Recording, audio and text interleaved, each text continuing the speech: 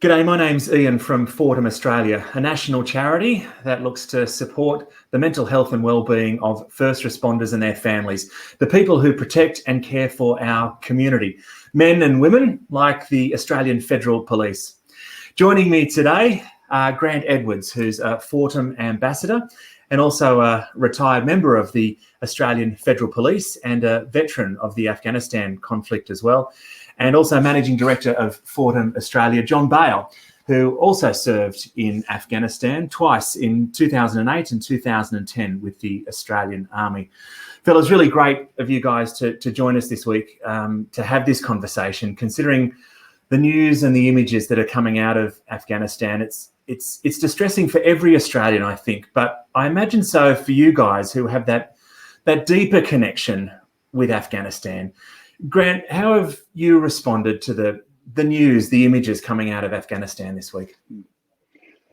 Yeah, thanks, Ian. To be brutally honest, when I saw it, I felt this sinking feeling in my stomach.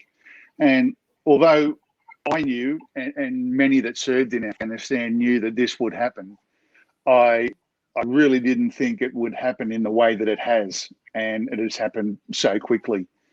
And the reporting of the military and the police all, running is also disturbing. I have a different opinion of that, but personally, I still have some friends over there. I still have a couple of interpreters that worked for me, and over the last few weeks, prior to the complete, I guess, of the invasion by the Taliban, I was trying to help them get out, and unfortunately, two of them can't.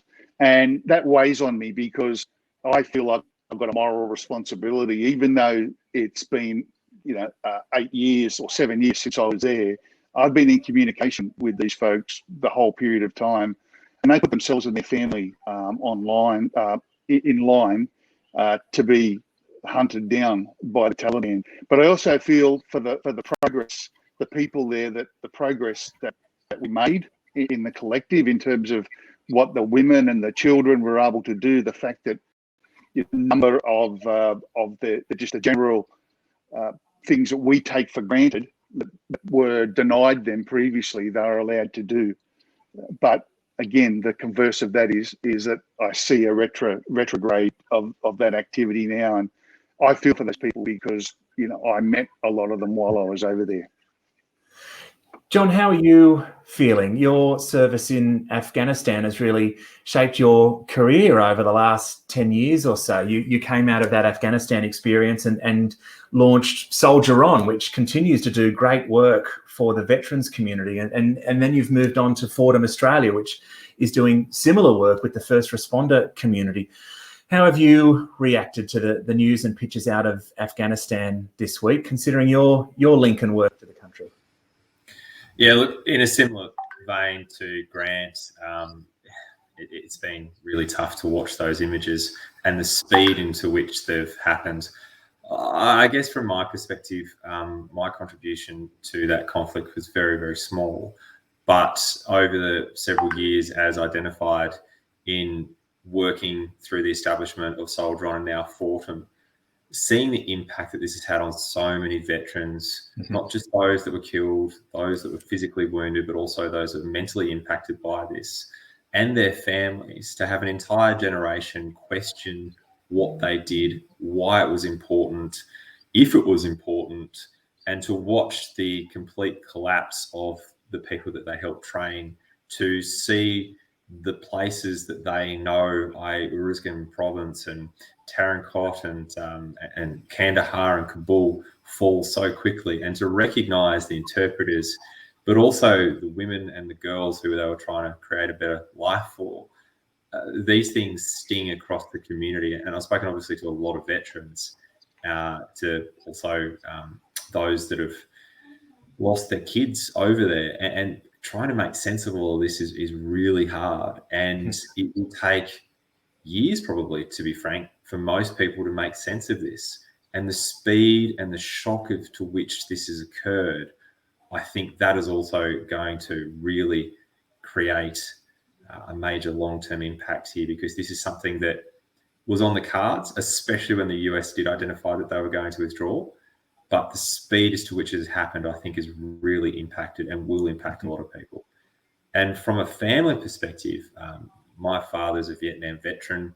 My grandfather was a veteran of World War II. Very different wars. And I thought I was more like my grandfather, to be honest, a war in which we could say we achieved something, look at what we've done, and we can march on it in a way to identify a victory over what is a barbaric regime and show, my kids and to be frank, the community, what we've done. Now I'm talking in a context, and I think many veterans are, and lots of veterans do have Vietnam veterans, I should also identify as their parents, and saying, actually, we share a lot more with you. A war that was not successful, and it was a war in which we thought we were going to achieve a better life for those that we fought for, and that is just not the case. And the impacts on that generation have been incredible, as well as on their families. And I think that for me is going to be the area where we need to focus on from an Australian perspective, as much as the interpreters and as much as getting people out who need to be got out, is on supporting collectively our veterans. And I mean that in this context, obviously including the Australian Federal Police, DFAT, and all of the other agencies that were involved then over the 20 years, and also right now in getting those Australian visa holders and others who need to be gotten out. Grant, let's tease out that last point that John made a little bit. The Australian Defence Force, the ADF, lead these sorts of exercises on our behalf, but there's a whole bunch of agencies and people that come in to support that effort. You were there as a member of the Australian Federal Police. You left Afghanistan in 2013. You were a mission commander. You were the deputy head of international police in Afghanistan. Give us a sense of the role of the AFP in that conflict, which sometimes I think is perhaps overshadowed by the effort and the contribution that the Defence Force makes. Give us a sense of what the Federal Police did there. The AFP were in Afghanistan for 7 years, and it's not widely known amongst the community, mostly because the AFP really haven't championed that in any sense externally in terms of giving our position over there. Now, we first started there about 7 years ago. It was 7 years between 2007 and 2014. And initially it was a small component of 4 that went in mostly for counter-narcotics activity to help with the destruction or the identification of say, the opium fields and the movement of narcotics. But over the period of time, that morphed into more of a training role, in particular in Oregon, so training the Afghan National Police. And then again, towards the latter part, went one step further and became very much more a strategic and sort of institutional strengthening of the AMP. So in terms of working with the Ministry of the Interior, working with the senior Afghan police leaders in terms of developing a strategy, getting them more active, trying to help them train the 157,000 that were very, very rapidly recruited with very little training early on to get the numbers out there in the field. And I personally feel, and the folks that worked with me personally feel, we made great inroads in regard to that. In fact, before we left, we'd actually completed with the Afghan National Police a 10-year strategy and a series of 2-year plans that had never happened. We're actually able to get them together because the actual naming of the Afghan police is a bit of a misnomer, because there were 5 separate pillars of the police, and we were able to bring them together. And we thought we were getting some great traction in that. So the AFP's role there, although a small role at the height, there were 30. But I think in terms of the role that we undertook, I think we punched above our weight in that international environment, and we really achieved some good things. John, who are the other people, who are the other agencies that need to be recognised or acknowledged or thought about while this news unfolds? Look, I think there's a lot of people that were involved from a diplomatic perspective in building the capabilities of that government that no longer exists into basically becoming a national capability, which obviously didn't hold in many instances due to the construct and the cultural issues around building a national government within inside a country that, to be frank, was a failed state by the time we, the coalition, got there in 2001. So a lot of nation building was undertaken from our perspective at both the regional level where we could, as well as in Kabul, trying to create that across the entire country. So I think it's those diplomats, those people that were in the embassies working with what was really a brand new government that was learning the ropes of how to govern in a very trying situation with a active insurgency, i.e. the Taliban, across multiple jurisdictions, which is no mean feat. So I think it's really those people. And to be honest, now it's the people, again, the Defence Force, who have gone back in to try and evacuate as many people as possible. So mostly our RAF, who have gone back in and trying to take out as many people as possible through our C-130s and C-17s, if they're going to be deployed or not, I'm not sure. But it's those current serving members of the Defence Force, some of which have probably never been to Afghanistan, to be honest, because there was a significant period of time where we really did wind down our defence numbers from 2014 until very recently. So this is a war that has ultimately not 20 years of consistent history. We were there in 2001, withdrew most of our forces in 2003, re-entered back in 2006, really escalated our forces until 2012, and then wound them back down to 2014 when we left a skeleton crew really in the country. So I think it's, again, trying to build that nuance that this is not just a defence war. It wasn't a 20-year war per se. This is a really convoluted, complex operation that had multiple strategies, none of which really had a North Star half the time. And through all of that, we need to look at the people on the ground who we sent and recognise, A, what a great job they did in all of these trying circumstances, but also the impact that this is having on them right now, and make sure that that impact is reduced as much as possible. You talk about that impact. What are the dangers of describing our involvement in Afghanistan as sort of a failed mission, a wasted mission, or suggesting that the 41 Australians who died there died in vain? What are the dangers of seeing the conflict only through that sort of negative prism when it comes to the mental health and well-being of the people involved? Look, I won't answer from a perspective of right or wrong, because it's pretty obvious where I sit when it comes to answering that question. Instead, I'll answer your question without putting forward, I guess, my bias on that. The danger of having that view and or building that narrative is you have an entire generation of veterans, and I mean that again through the context of defence as well as AFP, as well as our diplomatic corps who did a lot of work over there. You have an entire generation who are told everything we did was done in vain, all those lives lost, all those people wounded, that was all just a waste and we should have never potentially been there, etc., etc., etc. So I think in saying those things, not to mention that I vehemently disagree with them, you're also highlighting to an entire generation that they should just wipe this from their collective memories because it was a complete and utter failure and didn't achieve anything for us as Australians, but also for the Afghan people. That impact can, I think, have a really significant injury to an entire generation. And that's really a moral injury, which is to say that we were collectively unable to achieve anything, and that our leadership failed us, and we also failed the Afghan people.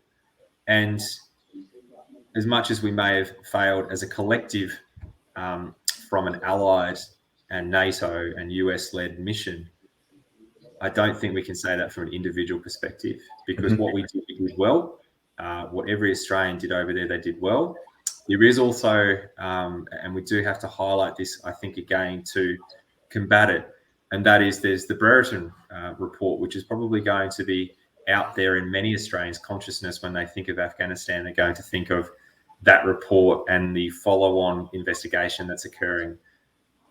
Again, in these complex situations, people have done things that are not right, and no one should think that they are, that on the whole were not the majority. They're a small section which have been identified internally, i.e. the Defence Force itself has identified these issues and is trying and successfully in some instances addressing them.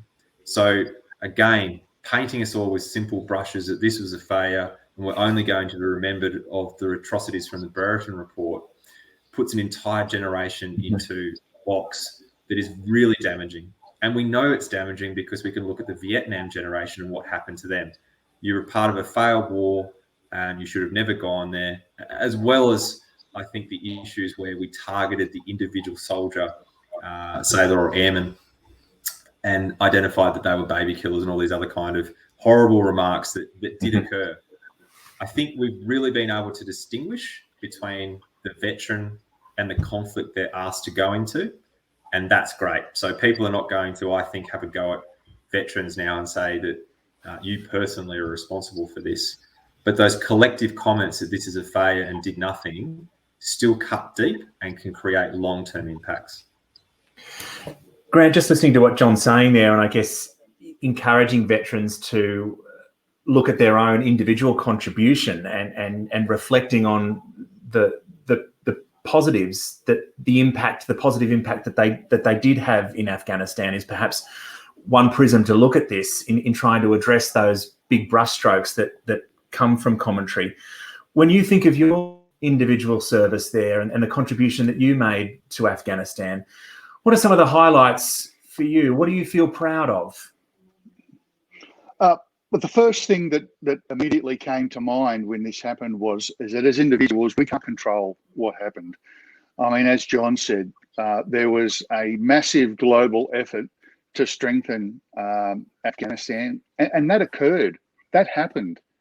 So that in my mind, that wasn't a loss, and I don't think it should be portrayed as a loss. It was shown that with the proper systems in place, albeit not to the potential percentage that we all wanted it to be, but it worked. It actually worked. And of course, what's happened now, as John just says, tarnished that.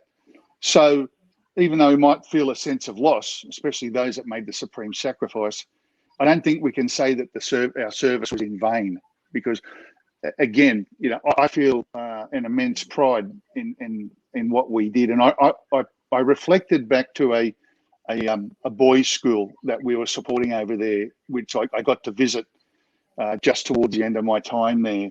And I remember these boys being at school, very well dressed. Their English was impeccable. And I asked them, as we were donating our material, I said, what is it that you boys want to do when you graduate school? And without a shadow of a doubt, they all said, I want to join the army, I want to join the police. And of course, in between, do a university degree, etc. And I said to them, why is that?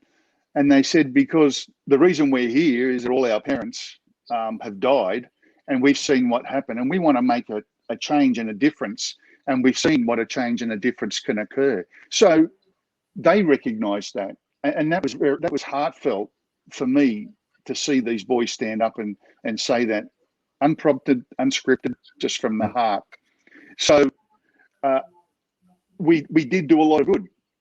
And in terms of what some are portraying in sense of if it was a loss, no, a loss would have been had we gone in 2001 and scurried out in 2002 because we were overwhelmed. We won't. And as they say, the euphemism, you can take the horse to water, but you can't make it drink. We, as a collective, we did that.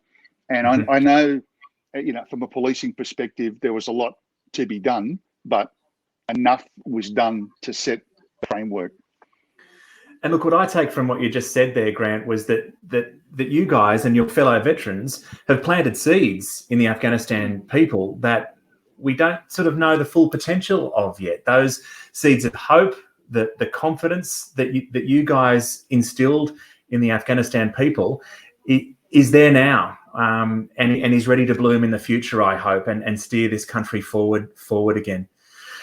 Guys, in closing, as we sort of all digest this news, do you have any advice, have any wisdom on how we can respond, either as individuals or collectively as a community, when it comes to supporting Afghanistan and supporting veterans, supporting the range of agencies who were there? How can we do that as an Australian community? What sort of words, what advice do you have? For me, I'll go. I know you let this bit out. I think it's really important that as individuals, again, we focus on what good we did. We always tend to focus on the glass half empty as opposed to the glass half full.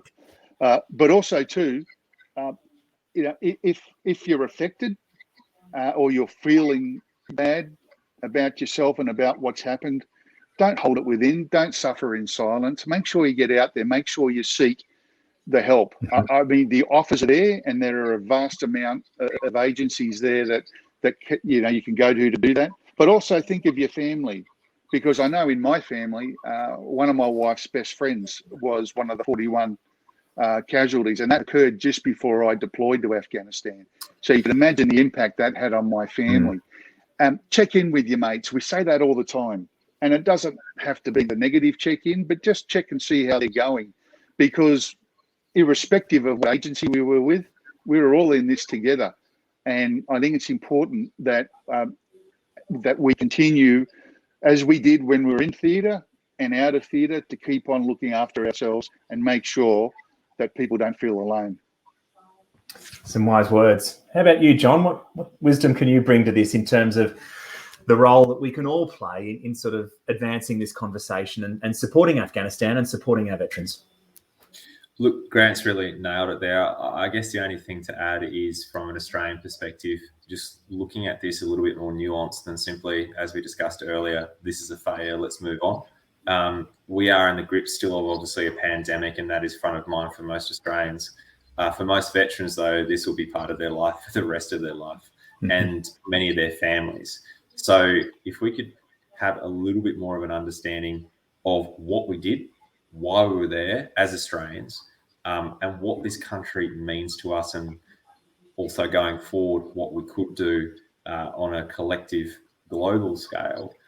I think that's important for veterans who went over there, especially those who gave their health and sometimes mental health. So it's building a bit more of a nuanced understanding of what it was, instead of just cutting it off as something that ultimately didn't succeed in the way we all hoped, and moving on. I think that would really help go to the point that Grant made, which is to allow veterans to be able to have their stories told, and also allow us to learn some lessons. We have learned a lot from being in Afghanistan, and there are a lot of positive lessons that we've learned. This is not all a failure, and the mental health services and provision of services that we currently have in the Defence Force versus pre-Afghanistan are really light and dark. It is incredible to see what is available now.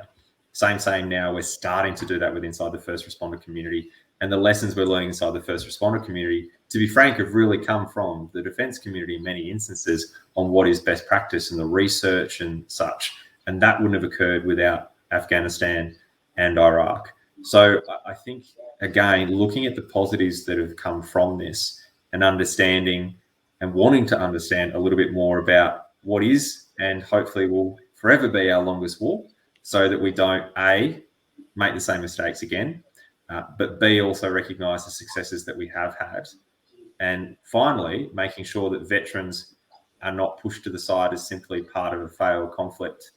Instead, identified as a group that went over when they were called to, in fact, when they were told to achieve outcomes for us as a country that we decided on, and that we need to learn some lessons from that process as well, which is a whole different conversation, but again, important ones for us, I think, collectively as Australians to have. If you're a veteran of the Afghanistan conflict and you're watching this, and by veteran we mean of the ADF, of the AFP, from the Foreign Affairs Department, from any of those agencies that have played a role in Afghanistan, I'd really encourage you to leave a comment in the thread below this video and share some of your memories of your work there and celebrate some of the positive impact that you've had there in Afghanistan. I really invite your contribution in the comments thread below this video. We've touched on the need to talk, to reach out, and certainly family and friends are a great place to start. But of course, there are a range of support services that are ready to help you right now if that's what you feel like you need. When it comes to the ADF community, the veterans community, there's organisations like Open Arms, Soldier On, of course, and Mates for Mates. There's also agencies like Beyond Blue and Lifeline. And of course, Fortem Australia is there to support the first responder community and their families as well. And I'll include links and phone numbers with this video so that you can access all those services easily. Grant and John, thank you so much for your time today, but also your service to Australia and your service to the global community through your time in Afghanistan and your time more broadly. Thank you so much for sharing the experience with us today. Pleasure. Thanks, fellas. Thank you. Thanks.